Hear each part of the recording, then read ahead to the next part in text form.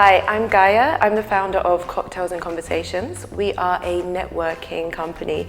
We host events, social events and business events, so people can come together and network. So I'm somewhat an expert in this field, and I'm going to share with you today my top 5 tips for powerhouse networking, so you can network like an expert as well.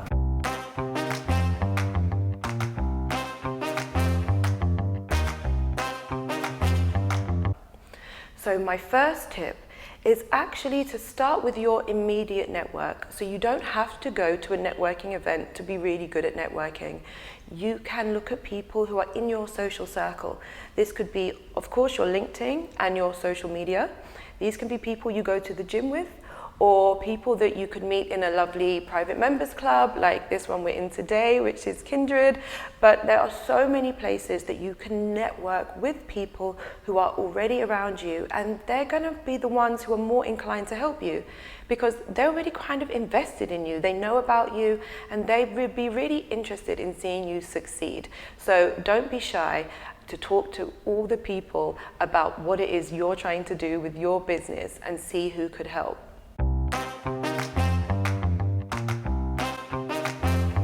So my second tip, when you are going to a networking event, it's to be really confident. And if you're not naturally confident, there are a few things you can do to help elude confidence. First one I would say is dress to impress. Everybody feels better when they feel like they're looking good. But also, by wearing something a little bit interesting or a little bit quirky, it gives people an easy way to talk to you and break the ice.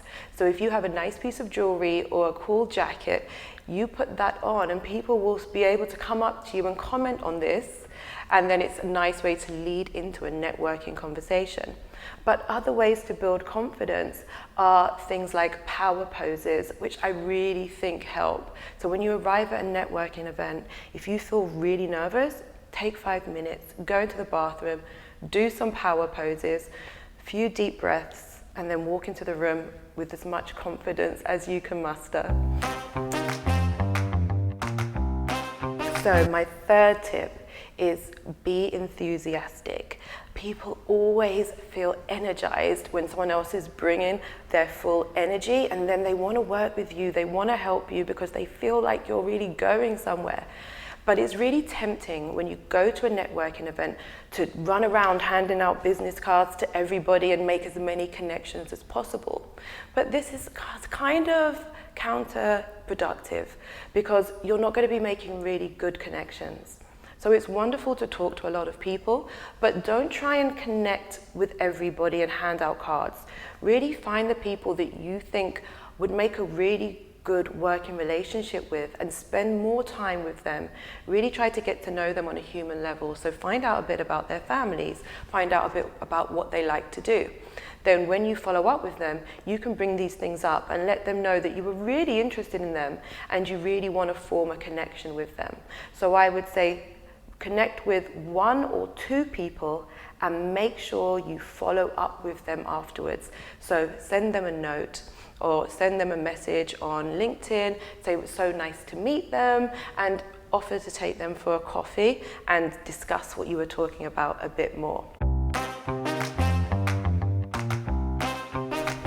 Now, my next tip is to make sure you introduce other people as well.